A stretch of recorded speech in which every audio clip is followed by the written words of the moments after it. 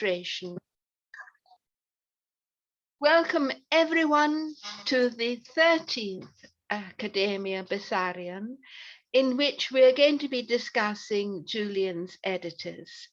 And as usual, I begin with the house of the Cardinal Bessarion, which I had seen when I was 21 with my first baby in my arms, this beautiful scholar's house in a library, which is Cicero's definition of happiness. And always it's a little bit, okay, and Betty is seeking to join us. And I'm trying to get, okay, the Academia Bessarion.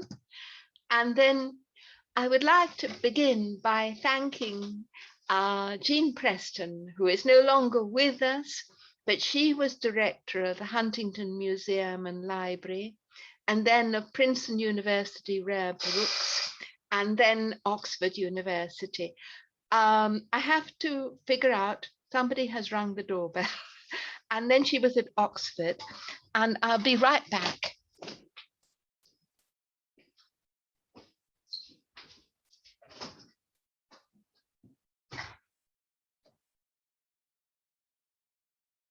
I'm on Zoom. I'm on Zoom internationally. Non si può visitare ora. No. My cat, I have a great... Lei parla inglese, italiano? Mi scusi, va via perché sono su Zoom con l'internazionale, un broadcast. Ok. Ma mi capisco tanto grigio. No, non c'è. Bene, ciao. Grazie.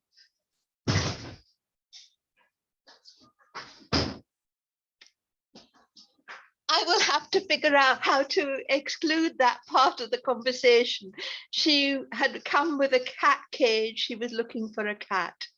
And so let's get back to our topic. Jean Preston, in her house, and I used to visit her at Princeton and then at Oxford, had these two lovely small panels of Dominicans, which she said were Victorian fakes. She had bought them in a shoebox when she was director at the Huntington. They turned out to be Fra Angelicos in the parlor of San Marco. And you can see this one is up here, and this one is down here. And they were bought for over €1 million and restored to the parlor, which is now restored, where you see the saints Cosmas and Damian, who were the patron saints for the Medici, medical doctors. And if you look, you can see that this one is looking very reproachfully at his patron, the Medici, for their their commercialism instead of their living the gospel. It was from Jean Preston that I learned paleography and codicology, and which I then used also in binding and printing books in William Morris type. And we'll be discussing that in the part of this. So to begin with, I will talk about contemplative writings and then Julian's manuscripts. Jean Leclerc had written The Love of Learning and the Desire for God, a study of monastic culture in 1982. It's a wonderful book where he speaks about the monastic world lives with its liturgy based on the Bible, the Psalms, and so forth. It thinks Bible, it writes Bible. Biblical phrases come out of it so naturally. And then also Ivan Ilyich, who's a friend of my friend, wrote In the Vineyard of the Text, a commentary to Hugh's Didascalion. And finally, James Hogg, who had been a Carthusian monk, a noble Scottishman, who has died recently. He was editing a whole series of books on the Carthusians because he left and married and became professor at the University of Salzburg with his 100-year-old parrot, whom he called Paula, who was his business agent and so forth. But this world of monasticism, of the right brain, of thinking Bible, is noted by the then Cardinal Ratzinger as more prevalent with women contemplatives than with men, that it was easier for us than it was for the males. And I talked recently about St. Catherine's Monastery at Sinai with this wonderful image of a Christ Pantocrator with the book of the creation of the world he has created, and how one side of his face is merciful and the other is judgmental, which mirror reflects our own brains with our right hemisphere inclusion, our left hemisphere of exclusion. These this form of monastic contemplation was partly influenced by Neoplatonist Pseudo Dionysius, whom even Thomas Aquinas quoted 1,700 times, but who was not really the Dionysius who listened to Paul preaching on the Mount Areopagus, but someone Syrian who lived centuries later and lied about being present then. Dante in the Vita Nuova takes up his phrase by love, I am at the center of the circle, equidistant from all points, but you are not. And Julian phrases this as I saw God in a point.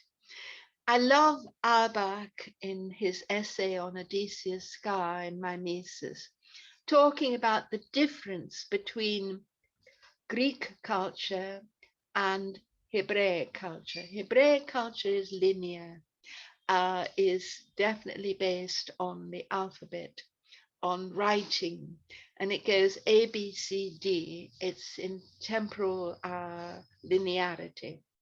Whereas the Greek culture is more mental and capable of, when Odysseus, for instance, returns home in disguise, and his nurse Euryclea is going to recognize him by the scar on his leg.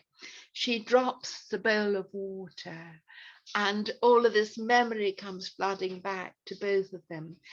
Collapsing time, which is what the Christian liturgy does.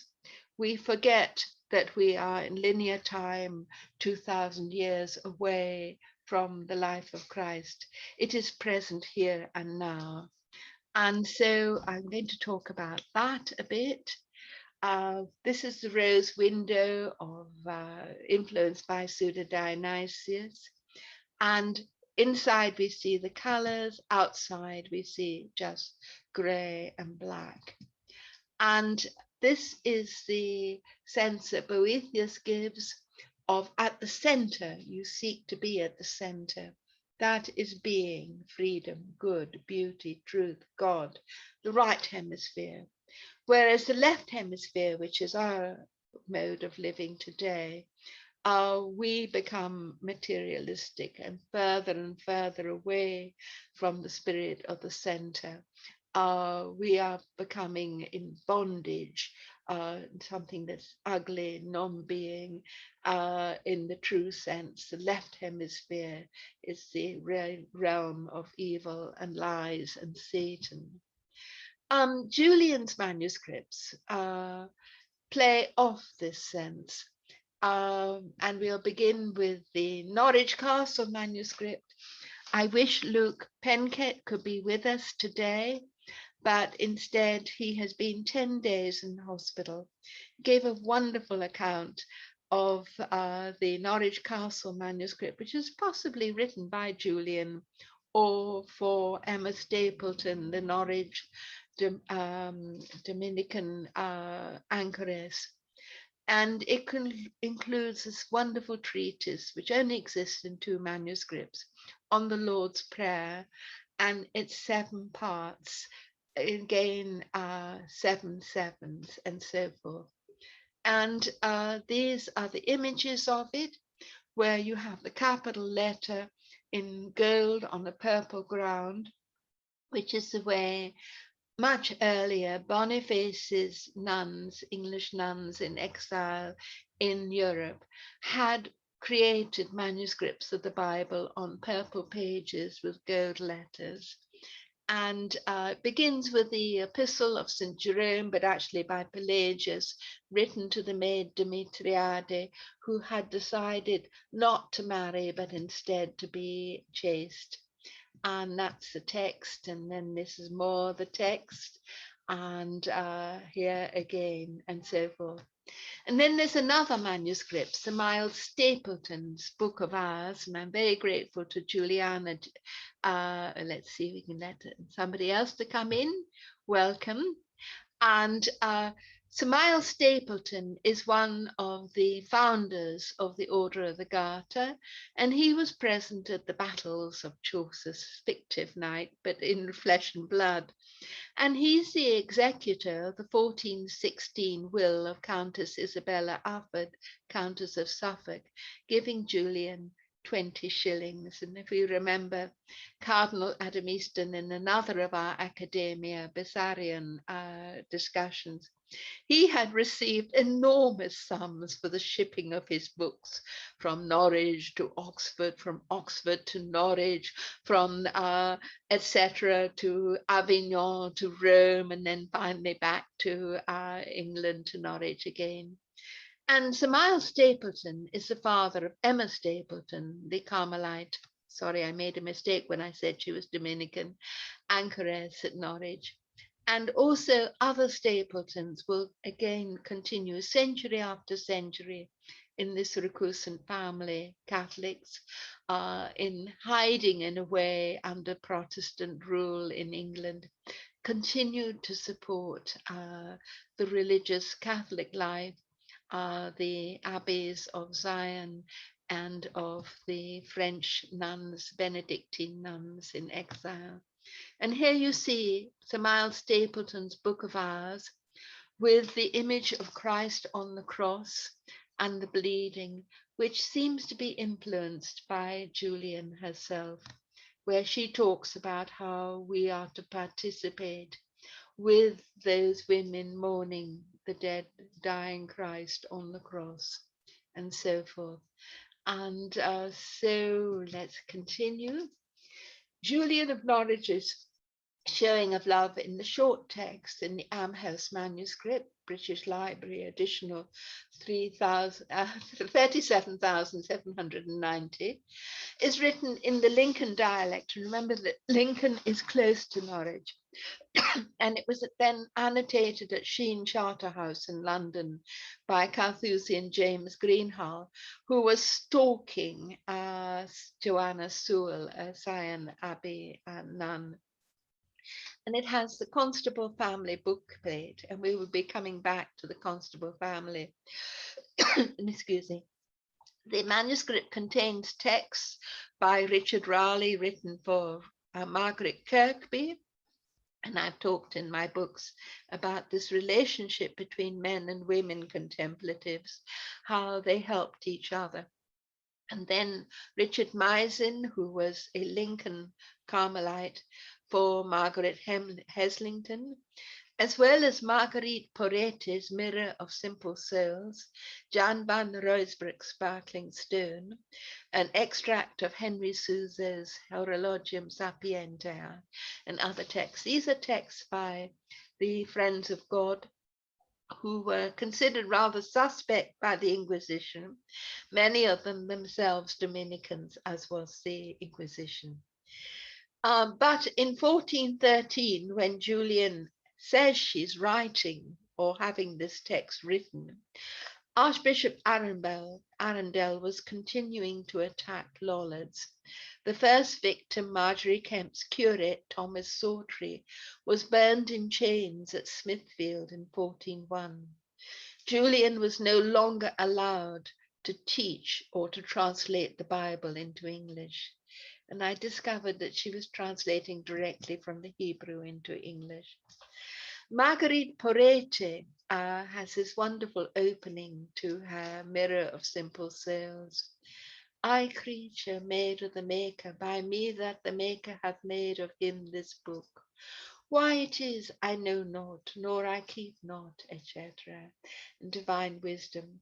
And it so mirrors Dante's prayer in the final canto of Dante's Paradiso, Vergine Madre, Figlia del tuo Figlio, and also the opening of Julian's showing of love in her Westminster manuscript, where she is contemplating, we contemplate with her, contemplating on the Virgin, contemplating on the child in her womb, not yet born. But Marguerite Paredes' book first was burned at Valenciennes in her presence by the Bishop of Cambrai as heresy. Then she was condemned in Paris by 21 Sorbonne professors of theology, including Victorines, Carmelites, Austin canons, Cistercians, Benedictines, and the Franciscan Nicholas of Lyra, and was burned at the stake 13th of May 1310. Later, Chancellor Jean Gerson would attack both her for her incredibly subtle book and Jan van Rosbroek. In 1388, Anchoress Matilda at St. Peter's, Leicester, was examined by Archbishop of Canterbury Courtenay for lollity, who found her not to answer plainly and directly, but sophistically and subtly, imprisoning her until she repented to him humbly. And we're going to keep on hearing these similar words through century after century by men condemning women's theological writings. But Julian did finally, her last version of her text, I think, although other Julian scholars think this has to be early, she writes this wonderful showing of love. There is a vision shared by the goodness of God to a devout woman. This is the editor introducing the text. And her name is Julian, that is recluse at Norwich, and yet is still alive in this year 1413.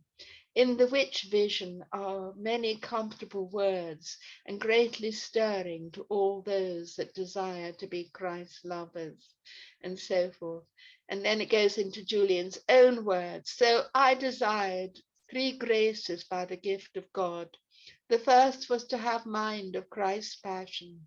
The second was bodily sickness. And the third was to have of God's gift 3 wounds. For the first came to my mind with devotion, methought, and so on. And I actually found my spiritual director, who was a Benedictine in Washington State, because he had been shot 3 times by a woman at Mass on Holy Saturday and survived. And he got in touch with me because he found my work on Julian on the web, relating himself to those 3 wounds. I wish he was still alive. And that manuscript is extremely important. I found when I went to the British Library to read it, that I actually had to give it back to them and turn away and go back on the train to my convent because I was so filled with ecstasy. The text had absolutely reached into me. And this is not the way one is meant to be as a scholar, was meant to be in the white lab coat and detached and so forth. But it relates also to the Norwich Castle manuscript, Think on Cecilia, where she is talking about St. Cecilia. And I found in my research that probably her spiritual director was Cardinal Adam Easton, whose titular church in Rome was Santa Cecilia in Trastevere. And it's a wonderful manuscript, but she's had to cut out of it all of her translations from the Hebrew of the Bible 2 centuries before the King James Bible. And she's also had to say, oh, I can't be a teacher. Never say that I was a teacher, because if she were, she would be burned at the stake. But this manuscript also has in a different hand these additions, which possibly maybe her own, since she's still alive, and she may have been proofreading the text for this Lincolnshire scribe. And Lincoln was the house of the Carmelites. And I believe this is a Carmelite collection. I talked with Ian Doyle, who is was the great paleographer, and noting that this page in the manuscript, the first page of the showing, is a bit soiled and battered, because it had once been the first page in the manuscript in 1413, although the text that is now bound in front of it is by the same scribe who also wrote three other manuscripts, one of which was owned by King Richard III and his wife. Um, and the that text that's in front of it is dated 1436. So this is a compilation that took many years to form, and it's now disordered from its original form. Then Marjorie Kemp comes to visit Julian. And this is wonderful encounter, which years later Marjorie Kemp will dictate. She's illiterate, but she gets it right. She describes exactly Julian's theology and also the discretion of spirits, how not to worry if you are having visions, if what you do as a result of it, it results in charity to your even Christian. But if it's only for your own self-aggrandizement, then it's of the devil and not to pay attention to it. This manuscript of Marjorie's, her book of Marjorie Kemp, describing her pilgrimages to the Holy Land, which I think Julian encouraged her to do, was discovered by Hope Emily Allen, a woman scholar. And I can remember my Viva Voce at Oxford, which they failed me. They were scornful of Hope Emily Allen, saying, "We don't want another Hope Emily Allen." And so here you get the censorship by male scholars or female scholars. But this manuscript became British Library Additional 61823. And here we see a page of it with Dame Julian written in the margin. And it's also connected with Richard Methley, who translated Marguerite Porete into Latin. And then we have Zion Abbey manuscripts, one of which I discovered. It had been discovered earlier by Sister Anna Maria Reynolds and another person in Westminster Cathedral Library in 1955. And then I caused them to re-find it. It was lost in the back of a safe wrapped in brown paper, as if it was something rather dangerous. And I was allowed to come and copy it. And it's copying one from 1450, copying one from 1368. And it corrects the text very carefully from other versions at Sion. And at the end, it has Low family pen trials. And the manuscript then journeyed to Antwerp, Rouen, Lisbon, and then back to London. And it's now on loan, and this is a rather sad story, to Westminster Abbey Monument Room and Library from Westminster Cathedral. But this is the first page from Hilton with the date 1368. Now that's not 1368 writing, but I think they're trying to copy a text that dates back to them. And then here you get the family of Richard Lowe, Thomas Lowe, and so forth. And also their child's drawings in this manuscript.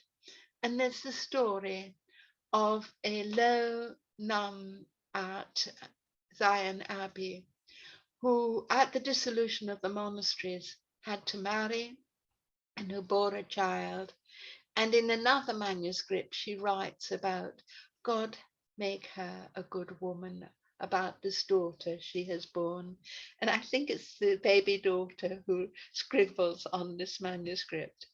And this is how it begins. Our gracious and good Lord God showed me in party the wisdom and the truth of the soul of our Blessed Lady St. Mary.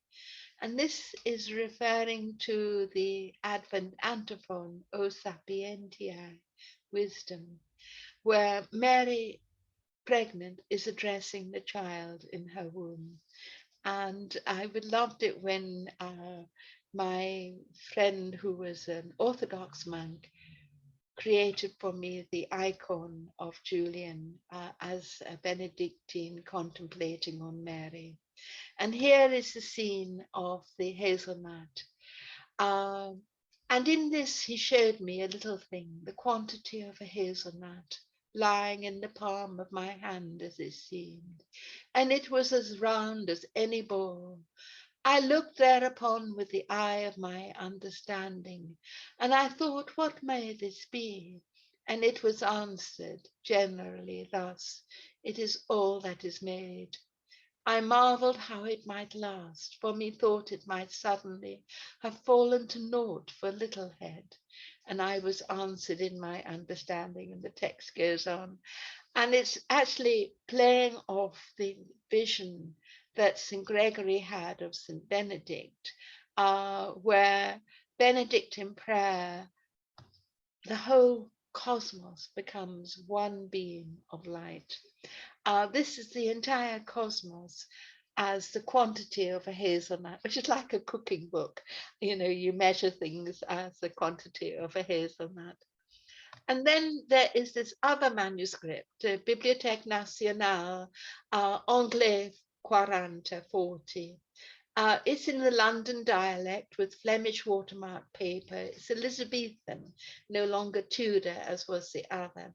Both of these manuscripts are set with rulings because they're written in order to be set in print, in type, which didn't happen because of the Reformation. And we know of the Zion Abbey nuns who had to go into exile, coming back in disguise to England. Mary Champney, who dies, Elizabeth Saunders, who gets imprisoned, and other Zion nuns were seeking to publish contemplative writings, among them Julian of Norwich's Showing of Love. Elizabeth Saunders is captured and imprisoned in Winchester Castle, 18th of November, 1580, for the possession of certain lewd and forbidden books. And one of these is Julian of Norwich's Showing of Love, which is dangerous because in it she speaks of God as also mother as well as father.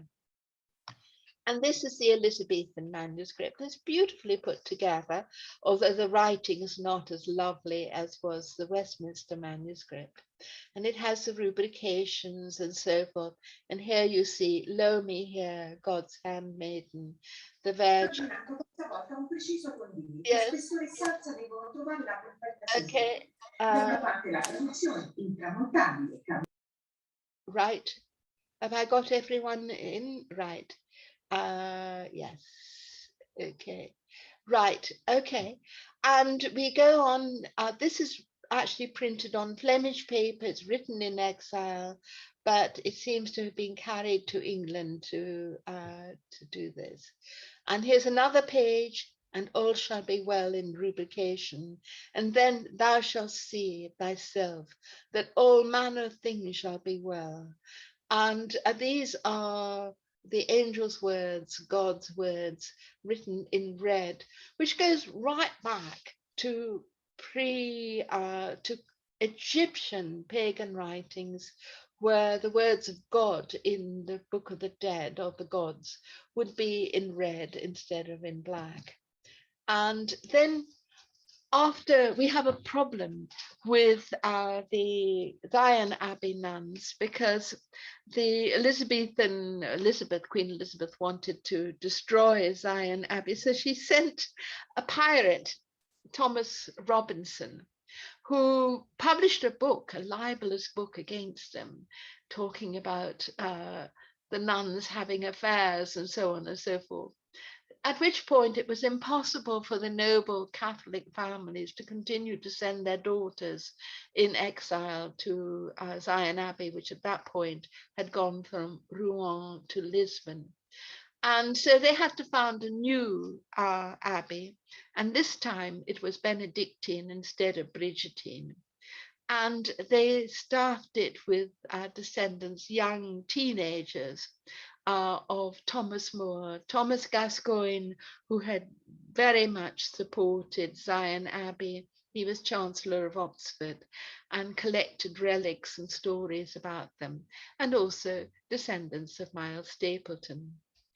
The Benedictine monks, similarly in exile, were jealous of Dom Augustin Baker, who had come to the abbey, never seeing the nuns, but directing them spiritually and encouraging them in the 17th century to read 14th century manuscripts, which he was able to obtain from his former boss, Sir Robert Cotton, whose books ended up being major texts in major libraries in England. And Dom Claude White, another Benedictine, was very jealous about Dom Augustin Baker's great success. And he sought to call in and forbid their books, including Julian, showing as containing poisonous, pernicious, and diabolical doctrine. And so we go through this problem. And what was happening was the nuns were writing out these little booklets, and I've seen them. This one is at Colwich Abbey and now at Stanbrook. Dame Bridget Moore, who's the descendant of Thomas More, she's copying out Dame Margaret Gascoigne, who was copying out Julian of Norwich. And it's a wonderful account where we learn that the nuns went into exile with their love of Julian. She's the one who gave them their strength to do this. And then also Dame Barbara Constable remembers that the bookplate of the Amherst manuscript was owned by the Constable family. And this manuscript is actually lost, but a photocopy was made of it by Edmund College and given to Stanbrook Abbey, which Stanbrook Abbey allowed me to have a copy of. And then we have these major manuscripts that end up in the British Library. Hans Sloane was a slave owner and all of that, interested in medical texts, perhaps collecting these because of Julian's description of her near-death experience. Okay, Angela Carmela Benvenuta Cara. Sloane 3705 is written first, and it's written quite elegantly, and it's annotated by Dame Clementia Carey, who gets terribly excited about it, and who then writes it out in its entirety in Sloane 2499, carefully replicating in the 17th century Julian's 14th century dialect of Norwich. It's quite extraordinary. When she makes a mistake and slips into her modern spelling, she crosses it out and goes back to the ancient one. This is the copy she annotates with great excitement, and it's written elegantly. And this is the slovenly copy, which is the best one we have of Julian of Norwich, in her own dialect, copied out directly from a manuscript that's possibly in her own hand, but written out so far away and in such a different secretary hand than the one that she would have written. And then this is the one that Alex loves. I published it with James Hogg, the Bibliothèque Mazarine Collections Manuscript 1202.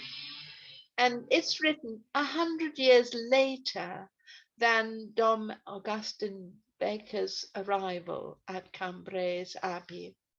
And it collects together the two defenses of his mode of prayer, where he was encouraging the nuns to read medieval texts of the 14th century, and by Catherine Gascoigne, who was their abbess, and by Gertrude Moore, who died of smallpox in the middle of this inquisition held by the male monks against the nuns.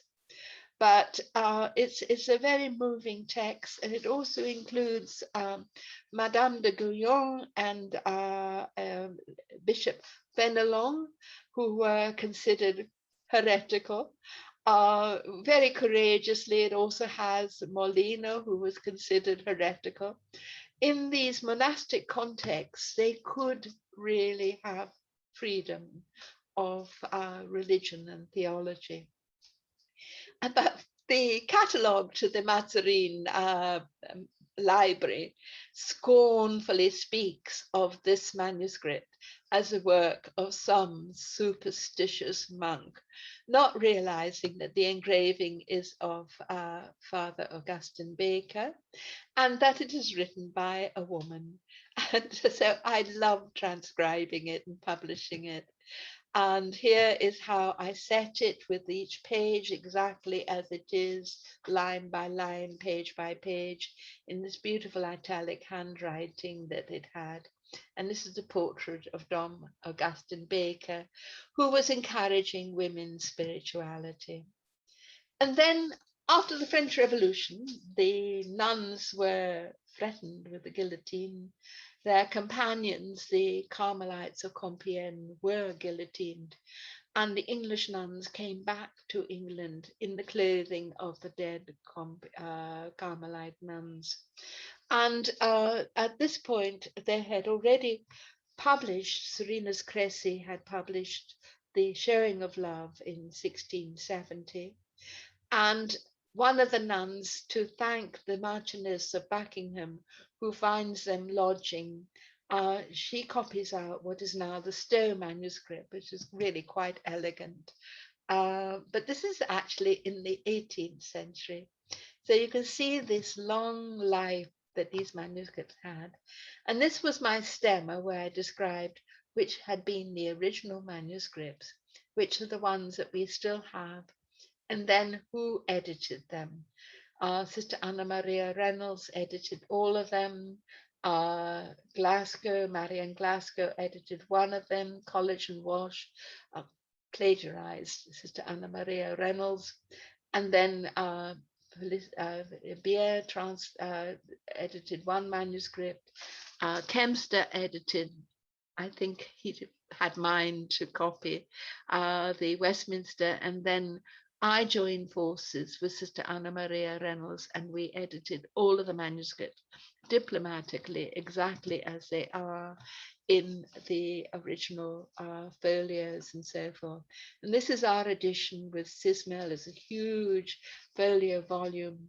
And here I show exactly as it appears in the page, even with the rulings set up for possible printing and the explanatory notes and all of the variants.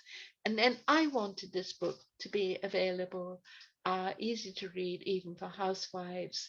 So side by side is a translation into modern English, which I then republished with Darton Longman and Todd and the liturgical press, because they could do the rubrication as it is in Julian's text.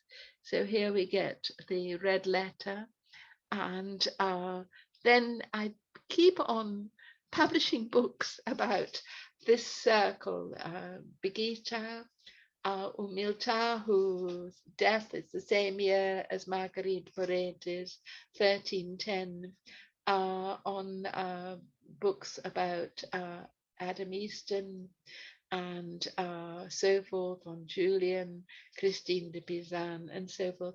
Because I feel we women need to carry on the tradition that these nuns were carrying on of preserving texts of women's theology, and as a treasure for both men and women in the church.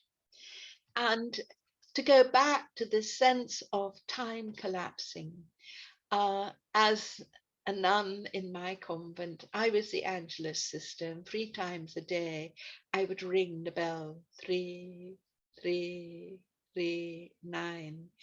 Hail Mary, full of grace, the Lord is with thee. Blessed art thou amongst women, and blessed is the fruit of thy womb, Jesus. This is the moment of the Annunciation. And this was the cover of our book, Equally in God's Image, Women in the Middle Ages. And this painting I love, where the Madonna is an Arab girl in Sicily, painted by Antonello da Messina at the moment of the Annunciation, where she is reading the book. Because women with the book were replicating also the imagery of the Gospelers writing the Gospel of God creating the world. This is Hildegard with the cosmos and the ecology of the world. Her scribe, her male scribe Volmer, she with the wax tablets. And then also even Saint Umilta, who's illiterate, of Faenza and Florence, but like Marjorie Kemp of Lynn, yet her life is centered on writing and the book, even though she is illiterate. And then Christine de Pizan and her writing of her books with her portrait, and then her sense of the cosmos. Here she's rewriting Dante's Commedia in a feminist form. And then St. Birgitta of Sweden, who so influenced Julian. And here they have lopped off her writing hand at the Reformation, but she still has her book. And here this is by the disciple Cristofano Digano of Catherine of Siena, portraying Birgitta writing her revelations in a mise en abîme in the text of the revelations he is translating into Tuscan Italian. And this is the first printed edition of Birgitta, where we see her looking like Chaucer's second nun, busily in her scriptorium, creating her book. And then we also have all of her relics. And I traveled to see these. I held this book that she had held in her hand. It's a lovely treatise, Soro Mea, on how a woman to live the contemplative life, supposedly written by Bernard, but actually by another. Let's go back. And this is the bow I held in my hand in Bavaria, near Munich, in her house there at Altenmunster. This is her writing I've held in my hand, where she's scornful of the corruption of cardinals, that she's writing in Swedish. And this is kept in the National Library in Stockholm. And then also there's this cloak, which is cobbled together from an old dress that she wore dressed as a beggar outside San Lorenzo in Penisperna to support her household, who contained bishop, hermit, prior, so on and so forth. Her children, three of her children joined her, and so forth. And then this is the board, which is also mentioned in Julian of Norwich, describing Christ's body as like a tawny board.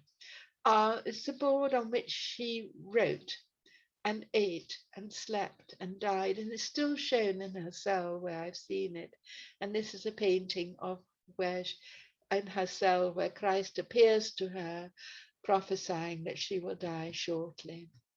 And then Zion Abbey is founded in London from Vadstena in Sweden, her abbey she had founded there, by Henry V in 1415.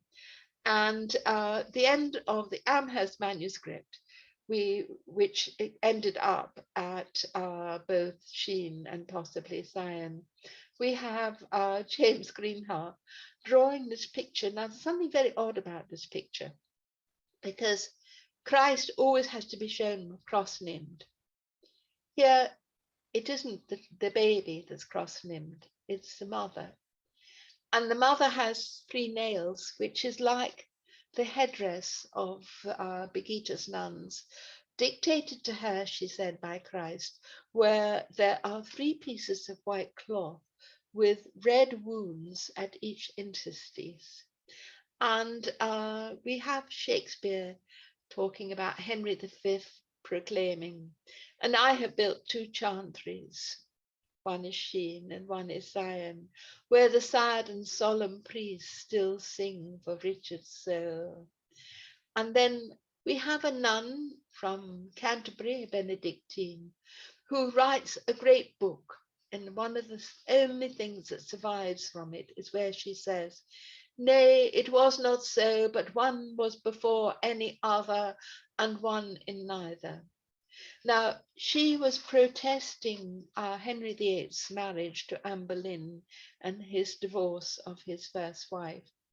And so every copy of her printed book was destroyed, and that is all we have left of it. And then she was hung, drawn, and quartered with her spiritual director, Edward Bocking, Doctor of Theology, at it wasn't Smithfield, it was Tyburn.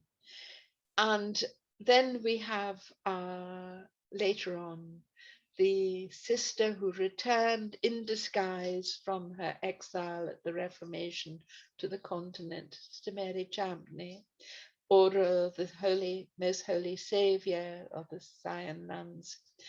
"Oh, enough, sweet Lord, enough in earth and more than I ought to desire for myself," which is almost a quotation from Julian.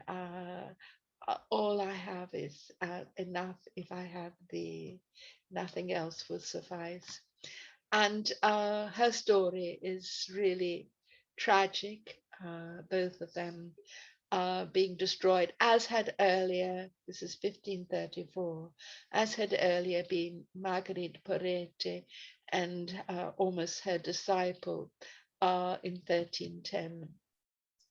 And then also in 4th of May, 1535, the Richard Reynolds was also hung, drawn, and quartered, and part of his body was placed on this gatepost. I've actually sat beside this gatepost at Mass at Zion Abbey in Devon. The nuns took this heavy object with them into exile as a precious relic, and the carvings around the base are the instruments of Christ's Passion. And then, of course, in 1622, we have Thomas Robinson's The Anatomy of the English Nunnery at Lisbon, which caused the almost downfall of Zion Abbey. It did continue, especially with people, young ladies from the Lowe family who had done their pen trials on that first Westminster Abbey manuscript.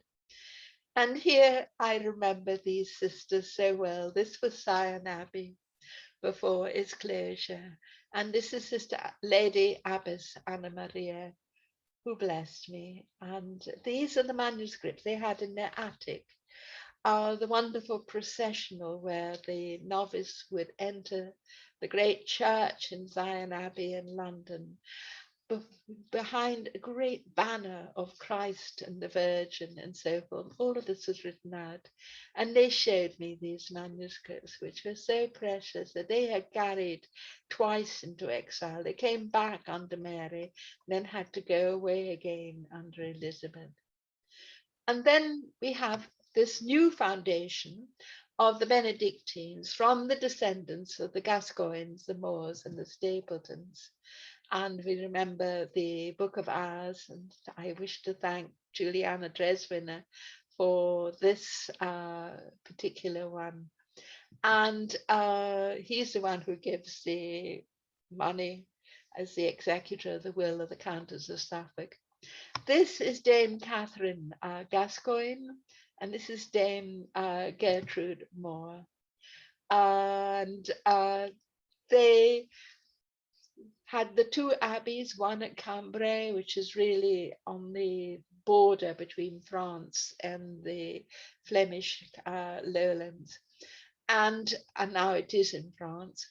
And also they found it because the monks were attacking their collection, seeking to destroy it. They copied out everything and made duplicates and founded a daughter house in Paris. And in the Constitution, which is written both in French and in English, and I've seen the two versions, they say that they're carrying out the practices taught them by Dame Dom Augustine Baker. And They were present at the time of the French Revolution, imprisoned at Compiègne with the Carmelites. And here is the reliquary they still have at Stanbrook of the slippers of the dead Carmelites, given to them by the jailer so that they could wear their clothing to go back to England. Actually, it was forbidden for the nuns to wear their proper clothing. So this picture is a bit false, but it shows the nuns entering into the tambril, being prepared for the guillotine. If you remember Poulenc's opera, they're singing Regina Caeli, and then you get just one voice left before that last, even that last voice is silenced by death. And the story is very, very moving. The English nuns survived and eventually were able to bring also their books back to England. This is the opera. And then the edition. Sister Anna Maria Reynolds, she was an Irish nun in Kilcullen, which is St. Bridget's home and well, and I had the holy water from the well that I brought back to Italy. And here I am with the microfilms of the manuscript. This is Sister Rita Mary Bradley, who was quite jealous of what we were doing and managed to really help destroy our work. And this is Sister Anna Maria Reynolds, who at that point was almost blind. And this is the icon that Father Nathaniel painted for us. And this is the edition that Sister Anna Maria Reynolds and I created together, because she had already done the edition back in the 1940s and 50s as her Leeds University thesis. And College and Walsh plagiarized it, and in the very first sentence in their edition said her work was of no use. They couldn't have done their edition without their copying or of her extremely careful transcription, which they botched. I found between us that she and I only found 3 letters difference from each other. She was meticulous, and she and her nuns were reading, because the manuscripts were buried underground from the bombing. They were reading microfilms with a microscope, a word at a time, to do it. So these are the references, the websites, and this is the bibliography of the editions, and even the final one by Nicholas Watson. He had access to my edition. He reviewed it for Speculum, and it's a case of plagiarism, but we have to accept that. Now, I'm going to interrupt the condivisione. I had to this, and here we all are. Alex and Anya and Angela and Anne and Rebecca and 2 others who are nameless. And welcome all of you. And how do I unmute everyone? Let's unmute. Okay, let's see if we can unmute everyone. You can also unmute. Now it's okay. Is there a way for me to unmute? Alex is unmuted. Anne Babetti, can you unmute? And CLA, can you unmute? Okay, chiede di attivare l'audio. And also, okay, chiede, okay. Right, I've got 2 who want to be silent. But comments, did it make sense?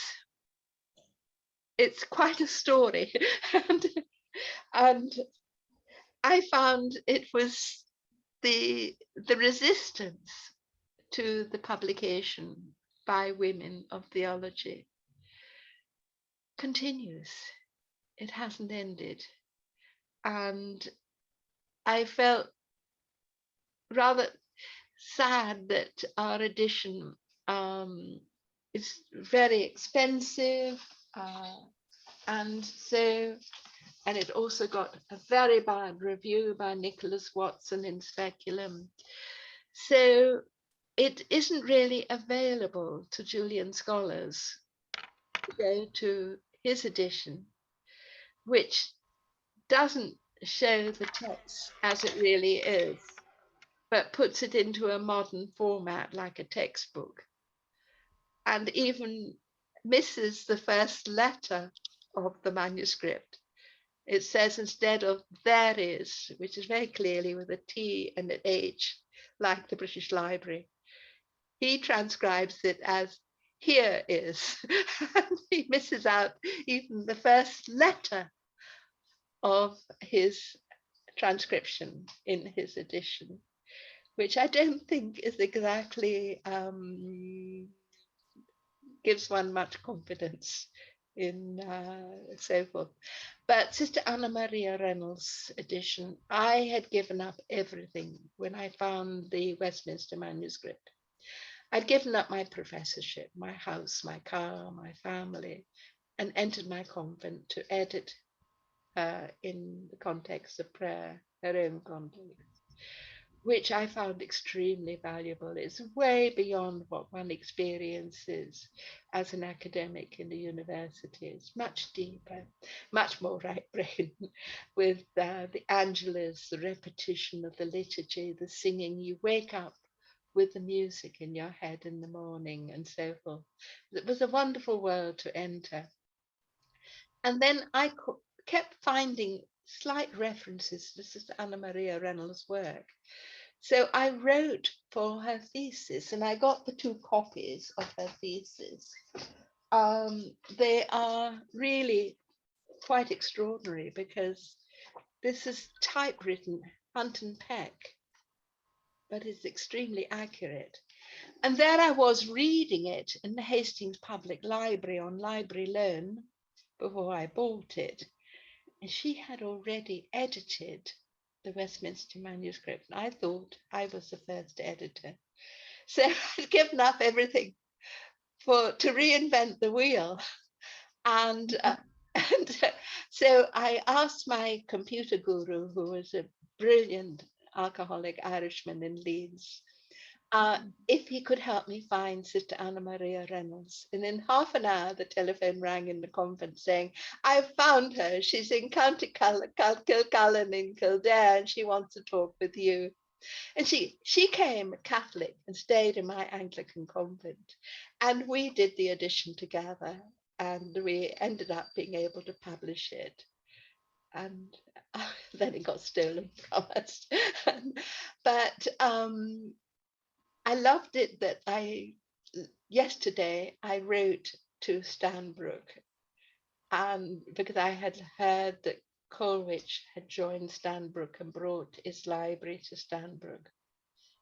And they wrote back to me today, Sister Benedicta, who had shown me the Margaret Gascoigne manuscript, which is there in now. So there's a sense in which monasticism collapses time. Generation upon generation, we are still following the teachings that were given centuries earlier, speaking about Saint Arsenius and so on and so forth. There's a continuity that is very moving, although right now all of these monasteries, these abbeys, are shriveling, reducing to almost nothing. Zion Abbey is closed. Coleridge has joined forces, at least, with Stanbrook. But that library with the vellum-bound manuscripts is all in boxes. And Sister Benedicta at 77 is a bit scared of handling the boxes onto shelves. And I said to her, I'm 84, I'm on the top of ladders in my library, and I get a bit scared too. But I feel it's so important to keep and preserve this learning, because it is such a splendid learning. It's about simplifying everything to the essence to get to the center. Now, I've talked too much. I want to hear your voices. Yes. I just think this is one of the most beautiful presentations, and those of us who have listened to all of the sort of Julian presentations you've done, one way or the other, this is an absolutely beautiful. I was so moved. One, because you are living this whole tradition, and I think anybody on the Zoom session has an affinity to this. But it is so remarkable how this tradition has to be it has to have a contemplative base for a number of reasons. One, because it's sort of the spiritual core, but also as a way, as a protective way against all of the kind of inquisitions, one way or the other, the people who are the naysayers. And I'm just, thinking this isn't that what these women have done, what you have done, but what these women have done is a radical housing of the word of, and I love that about the cosmos being collapsed into a single beam of light. And it's almost that single beam is what has been discussed here, although with so many ways to try to enter and pocket. But anyway, thank you, Julia. It's an absolutely beautiful presentation. You. I was a bit scared of it. Anya, do you have comments? Thank you, Julia, for this. I agree with Alex. This was the most, I mean, just in our little group, this was the most touching presentation you've given in those 13 meetings we've had. I'm very humbled, actually. I love your research. You've given your life to it. Your archival work is just stunning. I don't even have an adjective for that. It's incredible what you have done. Into trouble. I hope somebody will continue this tradition. Do you know what are some of the early theological explanations for this kind of censorship? Censorship. I think it comes in with the coming of the universities, which is an Arabic model, and with a kind of Taliban Sharia mentality. And it's very left brain, and it can't cope with it has to feel superior, it's afraid of the other, and it has to destroy the other. So you get Marguerite Porete burned at the stake, you get Elizabeth Barton hung, drawn and quartered, you get this threat to Julian of Norwich. She's protected while Adam Easton is alive, but after his death, she is in danger because of this movement against Lollardy, which was about inclusion, about the vernacular for everyone, you're even Christian. The world of hierarchies, actually of pseudo-Dionysian hierarchies, is against the inclusion of everyone. I mean, I'm still living this tension with including the Roma in my ministry, which to some people is, an abomination, and I don't care. I mean, I've got nothing to lose, and I think that's why one has to be on the margins to actually be able to be effective. You can't be within the structure to affect change. It won't change. I don't know if I'm answering that, but no, it does make sense. When was Julian raised into sainthood? I mean, I could look it up, but since I have you right here. There's no body. Her church was bombed and then rebuilt. There are no relics, there are no miracles. So she isn't, she's just popularly proclaimed a saint. And the Jesuit who, Paolo Molinari, who was in charge of the canonizations, I mean, I went to him and he said, oh, don't worry, she's already a saint. We don't have to go through the procedures and so on and so forth. But he would not help me with a preface to the edition. I went with an Australian Benedictine nun to request that in the Vatican. And he very much cold shoulders it. I've learned I have to be on the fringes. I'm not going to be accepted in the structures. But being on the fringes, you have a better voice, clearer voice, I think, than if you're in the structures. Angela, does that make sense in terms of your seeing your background is in ecclesiastical law and so forth? Well, and in civil law, and I'm very much in the structures. So I absolutely understand and agree that the center and periphery, you know, it's the prophetic voice doesn't, it can't be heard inside the structure. It's a paradox of that image of the circle in the center turning itself inside out as it does in Dante. The marginal voice is at the center, and the strong voices end up being on the outside and powerless and non-being. And if that makes sense, it's a paradox. And that's justice, the ultimate definition. What struck me, this was a beautiful presentation. I'm sorry that I was late. I had a meeting for the first half hour, but I'm so happy that I was able to catch the second part. But was the statement about the complaining about the cardinals and being corrupt, and I thought, some things never change, you know. Exactly. And it's quite extraordinary because Birgitta writes this devastating vision of the cardinals in this awful space with the stench and the pus and the corruption. Everything is ghastly. And it's like metal that is rusting and so on and so forth. And then Julian uses exactly the same vocabulary, not in Latin, but in Middle English, when she describes the devil coming to her. And it's clearly verbatim taken, you know, but with the translation.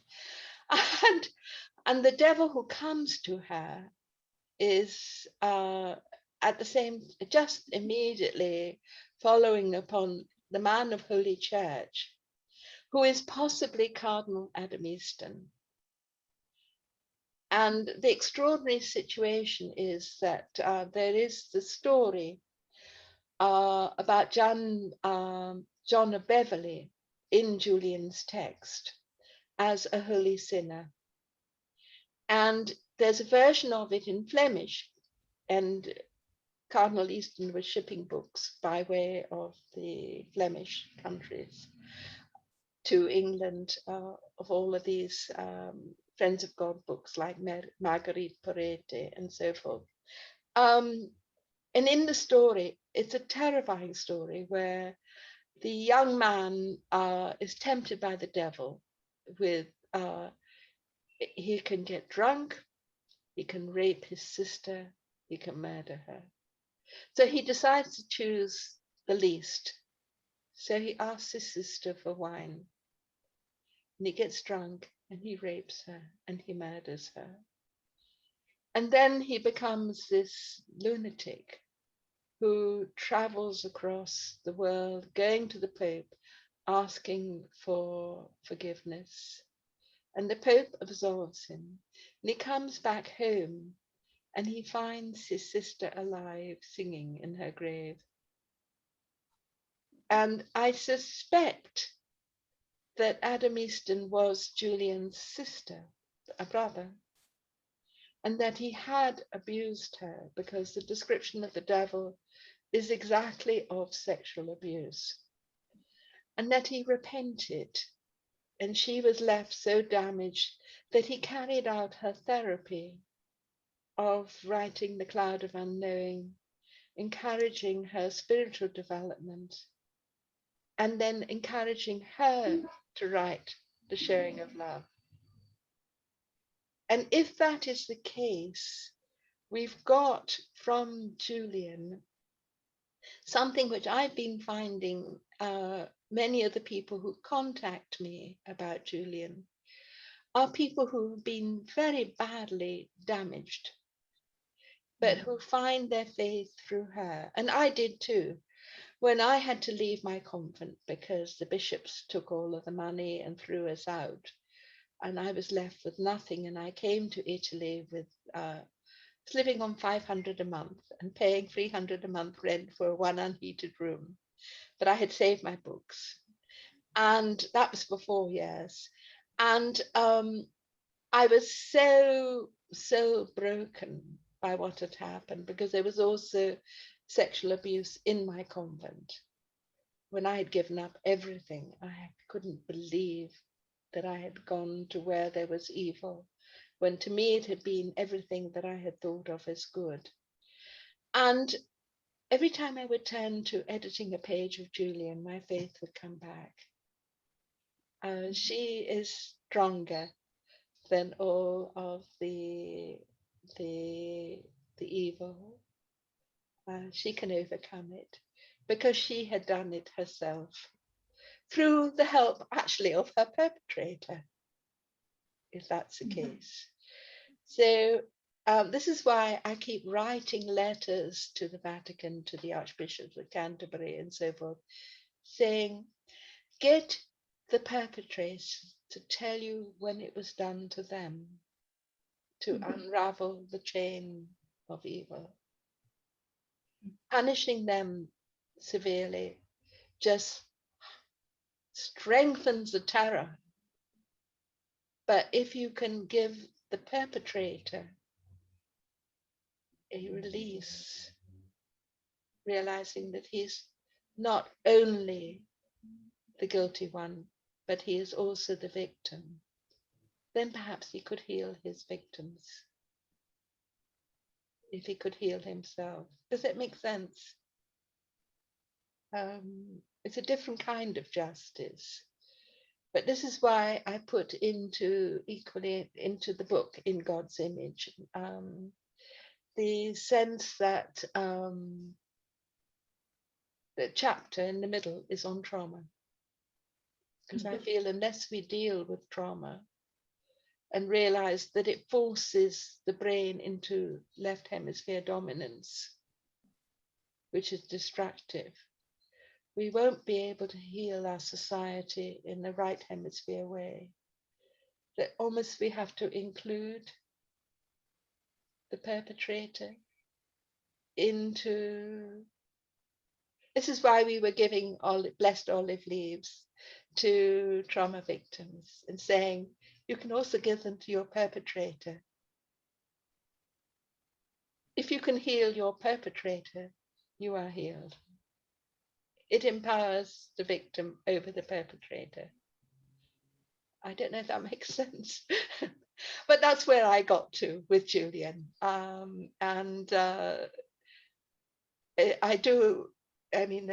It's kind of odd being a hermit, because that's what they did back in the Egyptian desert fathers. They were sort of the psychiatrists of the desert. People would come to them with problems and so forth. So, and I always, even when I was teaching, would give students the model of the circle and the center. When students would come to me very depressed, if they did at Princeton, is I think that we do have to carry out this, well, it's physician heal thyself. It's the wounded healer needing to listen to what we went through and use it to help others going through the similar situation. Okay, I've talked too much. Rebecca is a priest. She's ordained, and tell us what you thought. Well, thank you, Julia. Minister. Beautiful story. First, I was a clinical psychologist for many decades. I wasn't ordained until I was 65.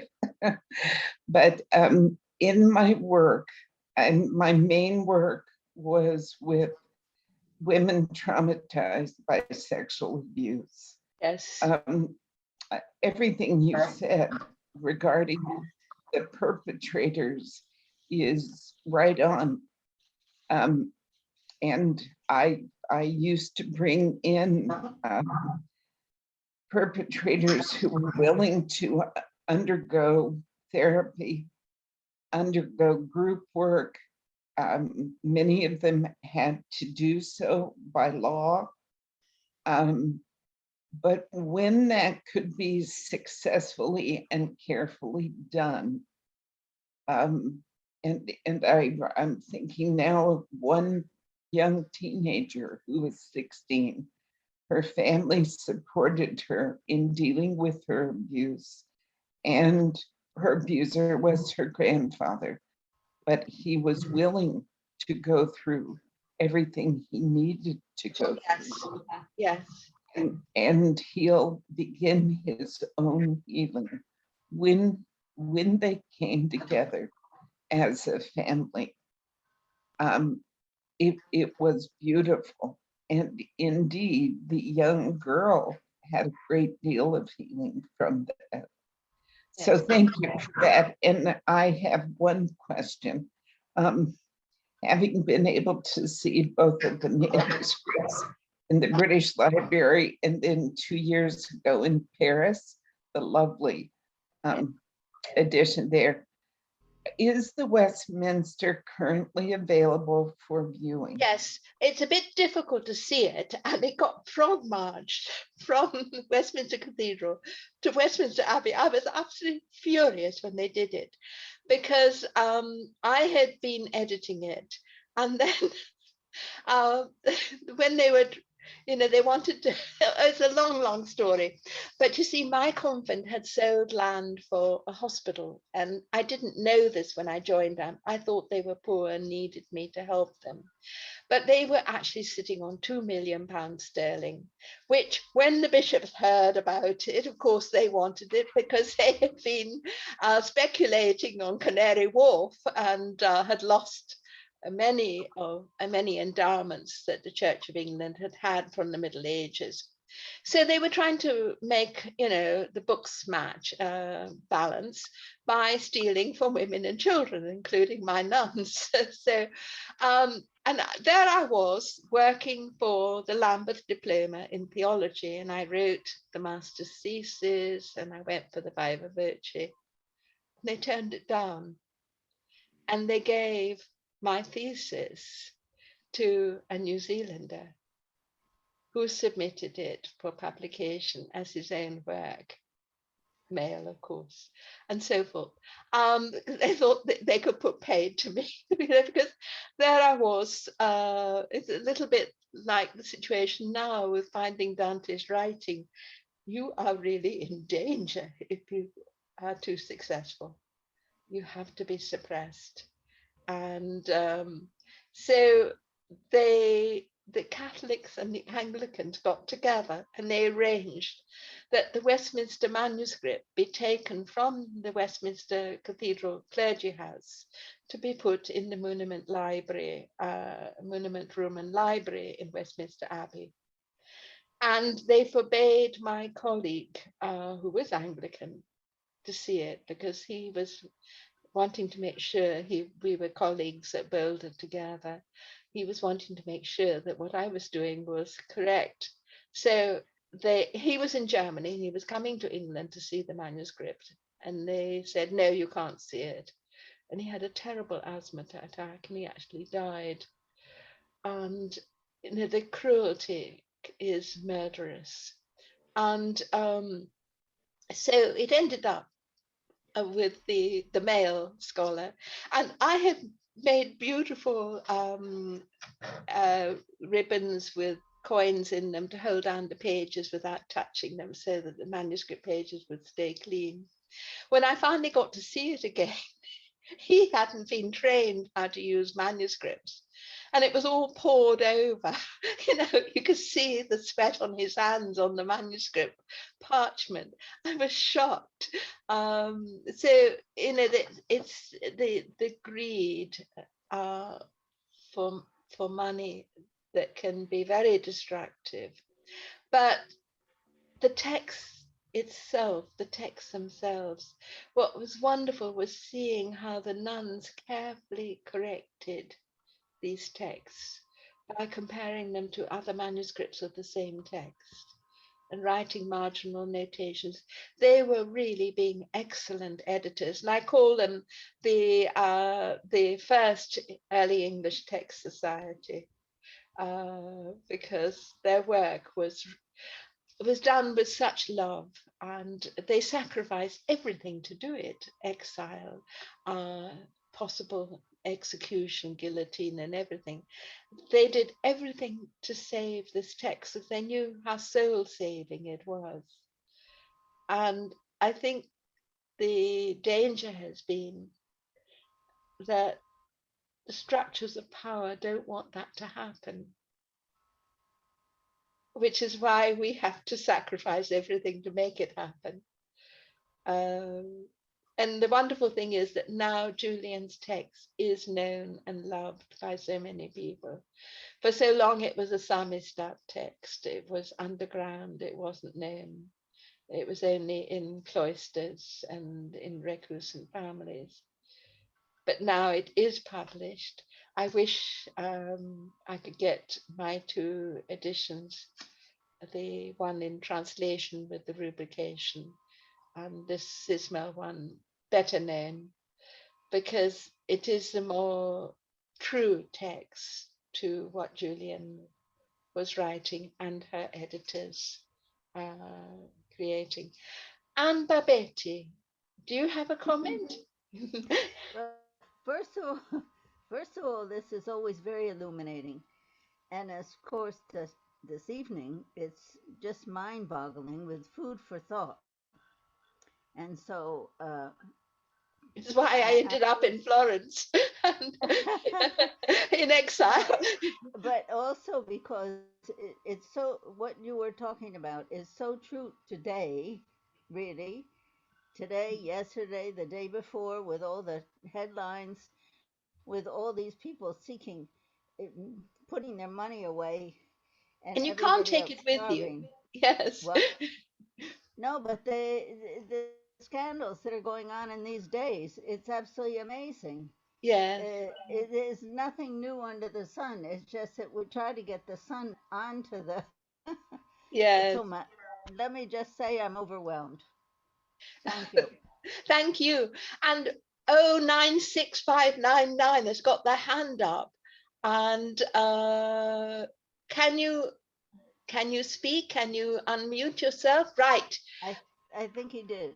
Right. This is Sue. This is Sue Ah, from Philadelphia. Right. okay. Sue, yes. This is my daughter-in-law. Yes, welcome. It was interesting because I was listening to a folk song program about the roots of American current folk songs.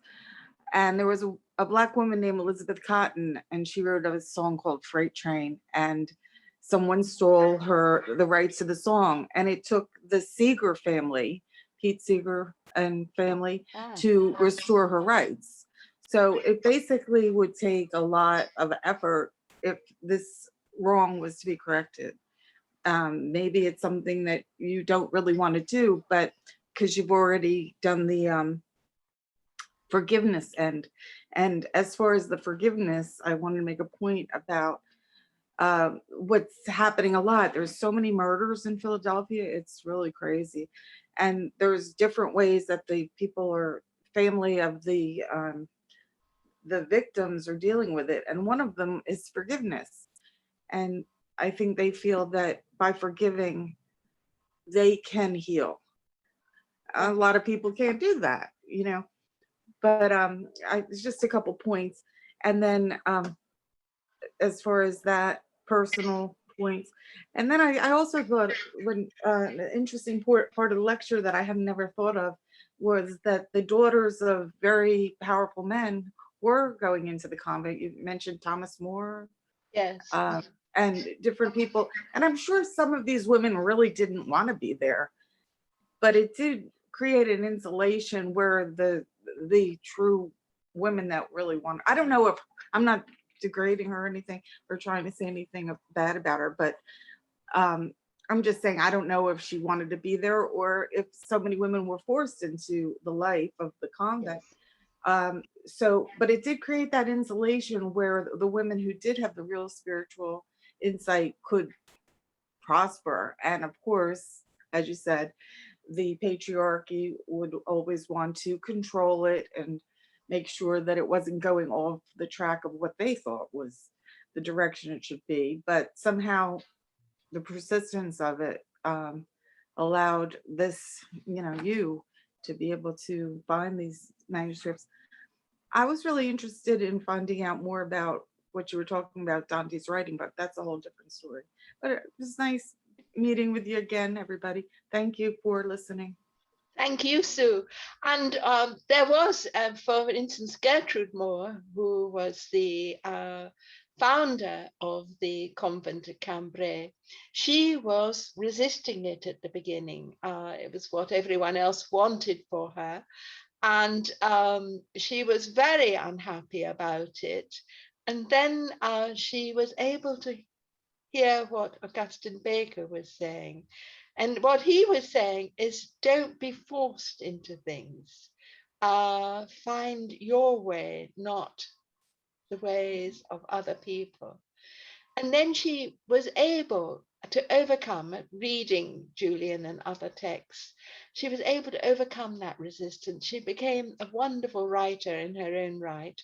And when she died of smallpox in the middle of this horrendous row with the monks who were calling in the pernicious books, they discovered her writings, and Augustine Baker published them.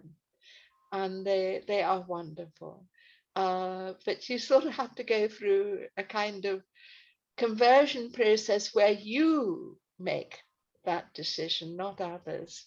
Now, I wonder if CLA, who is from Florence, is able to join in. Chiedi di attivare l'audio. Is it possible for you to speak too? This is Claudia. No, she's not responding. But everyone else has been able to respond. We don't have Luke with us tonight because he has been in hospital for 10 days.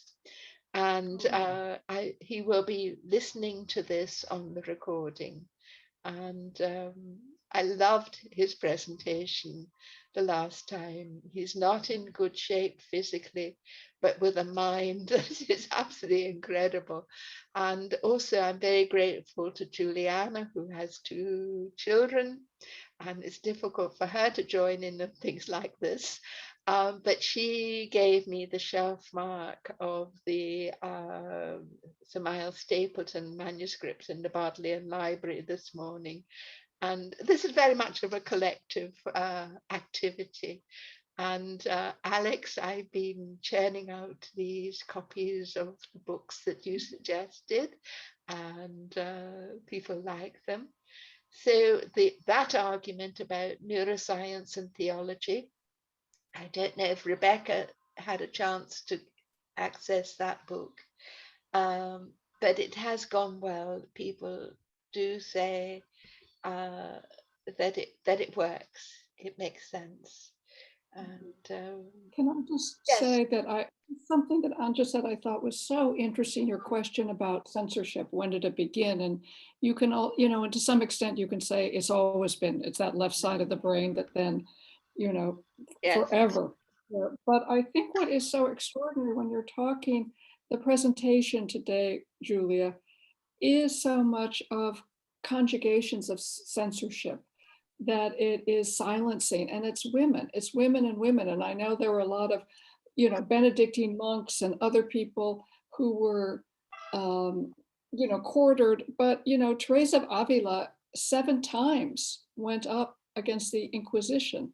Right. It is the women who are doing this, and in her own text, as in all these women. And this is why I think the Baker is such an extraordinary manuscript, is in her manuscripts, she is, just one of the classics, like the interior castle. She's having to make herself sound like a very poorly educated, not intelligent woman. And so what I do think of this contemplative experience in some ways has kept the kind of core integrity of women, Yes. but it's very radical, that has Yes. gotten past. And I actually think we're at a tipping point now in the world where this is playing out. I mean, I think it is so, I mean, not just, I don't mean politically, I mean really the kind of fervor of women's voices in all Yes. everything. Yes. Yeah. And yet we also have the problem of it can be women who suppress women as well, with jealousy. One of the tendencies of women's liberation has been for women to become like men, which I don't think is necessary. And I think that is, in a sense, a lessening of our power instead of an enhancing of it.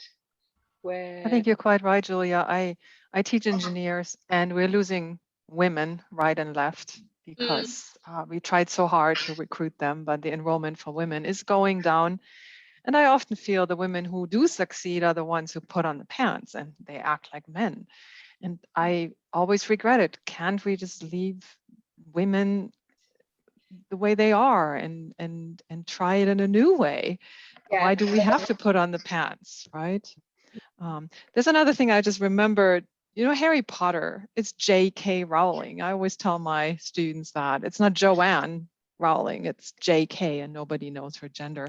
You always wonder, would these books have been so successful if we had her real name on the cover? Julian, it's useful that Julian had a man's name. And my parents wanted to call me Julian when they thought I was going to be a boy. Yeah. But you think, in this day and age, we've gotten over this. But no, it still has to be J.K. Rowling. Yeah. And Cora Ellis and Acton Bell and George Eliot and George Sand and so on. Right. And so forth. And I can remember an English scholar colleague telling me that, you know, the English scholars tend to publish with their initials, so you don't know if they're men or women. And when I was saying, but I like to know their names, he said, but you don't want to invade their privacy and so forth. But I think I would love the person at the very bottom who is CLA, Claudia. Can you unmute your microphone and join in? I can just see your glasses. Yeah, I'm here. I'm listening tonight, just listening. Thank you. I agree with what you are saying. Right. It's a long way to go. Yes, but I think if we keep on, if we don't give up, if you keep on trying until burning the candle at both ends, sort of thing, that is the way to contribute. And so I've been very grateful to the support I've got from you in the academia. And thank you very much. And are there any further comments before we? Yes, I hope one day we can all meet in person. Yes. We can have our own informal convent. Yes. Right. Do you remember that there's a Shakespeare play, Love's Labour's Lost, where the women get together and do? Julia, you know what really impressed me? I don't know, it was another recording that you did, and it was this wooden sculpture with the hand cut off. She had a pencil on her hand, and it was taken off by the statue. I was really impressed. That's Birgitta in Sweden at the Yeah. When they it really got into my soul, this image. Right. You know, I found that one terrifying, and I love doing the research on Birgitta because she was so pan-European. She was writing, as was Brunetta before her, for all of the heads. Yeah. One. But she was very much, what I loved was that in that period, the women, Christine de Pizan, Birgitta of Sweden, Hildegard von Bingen, they were all educating the rulers into ethics and good government. And I think we need to continue to do that and so forth. Thank you, Claudia. No, you thank you to keep us going. Okay, right, right. So shall we say good night? Right. Yeah, Thank but you. it will be nice sometime, or I don't know, in a few months to meet. Yes, we can always do that in the English cemetery. And I- Okay. Right, okay, good. Thank you very much and good night and God bless. Good night. Thank you, Julia. Thank you. Thank you, Julia. Thank Thank you. you.